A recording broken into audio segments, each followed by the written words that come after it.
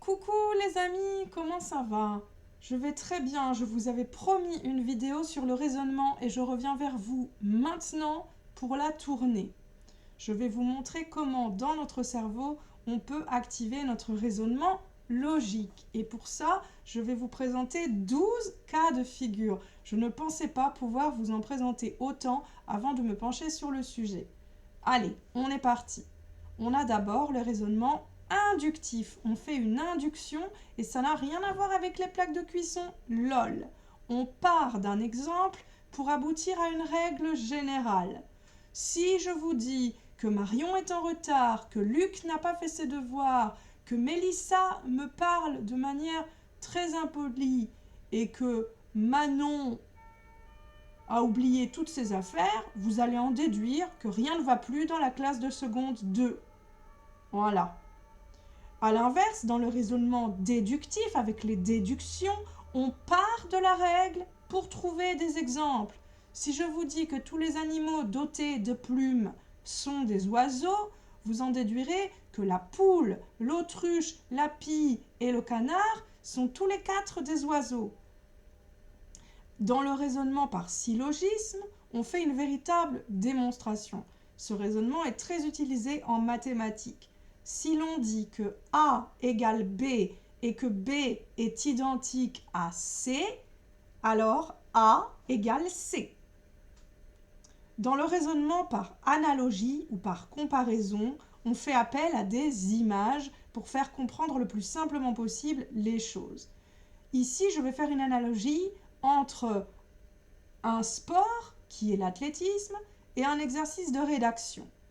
Si je vous dis que votre exercice de rédaction relève plus du marathon que du sprint, cela va vouloir dire que pour le réussir, vous allez devoir gérer votre effort et éviter de travailler trop vite. Parce que vous le savez, en marathon, on court doucement mais longtemps, mais pour réussir un sprint, on fournit un effort intense sur une très courte durée et une très courte distance. Avec le raisonnement a fortiori, on bourrine, on va dire. Si votre professeur vous dit qu'elle ne pourra pas corriger vos copies en 10 jours, a fortiori, elle ne vous donnera pas vos résultats demain ou après-demain. Inutile de bourriner. Avec un raisonnement par l'absurde, on va admettre l'inverse de ce que l'on dit pour ensuite comprendre que c'était une admission totalement idiote. Si votre professeur qui en a marre de vous vous dit « je vais vous donner moins de travail », vous aurez moins d'entraînement et moi, j'aurai moins de copies à corriger. C'est complètement absurde parce que si vous avez moins d'entraînement, vous ne progresserez plus, vous n'apprendrez plus rien et si elle a moins de copies à corriger, elle ne pourra pas faire son travail, elle sera payée à rien faire. Voilà. On a ensuite le raisonnement de la pente glissante. Admettons qu'une professeure veut être très très indulgente en matière de retard. Elle va se dire « j'accepte Louise en cours parce qu'elle est en retard de 2 minutes et elle a une très bonne raison pour ce retard. J'accepte Manon parce qu'elle est en retard de 5 minutes et c'est pas encore beaucoup. J'accepte Ludovic parce qu'il est en retard de 10 minutes et 10 minutes c'est pas encore beaucoup.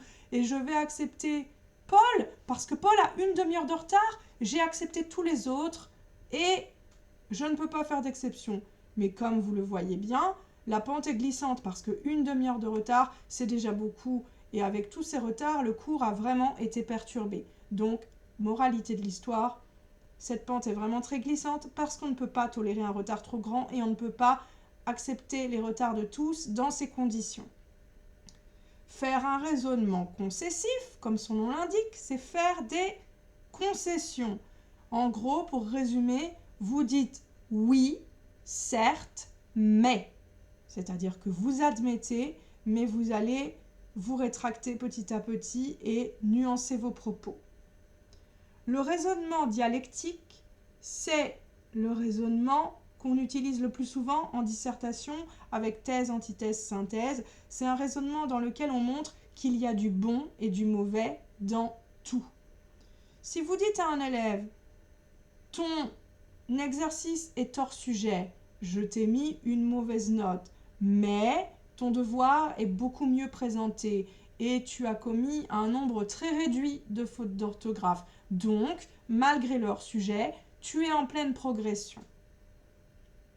Le raisonnement par élimination, il est connu de tous. D'accord ? On va avoir une liste d'éléments, on va devoir rechercher un fruit, on va dire les épinards ne sont pas des fruits, la salade verte n'est pas un fruit, la carotte n'est pas un fruit, la pomme de terre n'est pas un fruit. Ah, la pomme est le seul fruit présent. La pomme est donc la réponse à notre question. Avec un raisonnement par récurrence, on va aboutir à une règle. On va dire cherchez tous les animaux qui ont des plumes dans la liste. L'autruche a des plumes, la pie a des plumes, le pivert a des plumes, le canard a des plumes, la poule a des plumes. Ok, je regarde les plumes, je constate que les plumes sont récurrentes et je constate donc que les plumes sont un critère nécessaire pour être considéré comme un oiseau. Les plumes récurrentes nous aident à aboutir à la règle.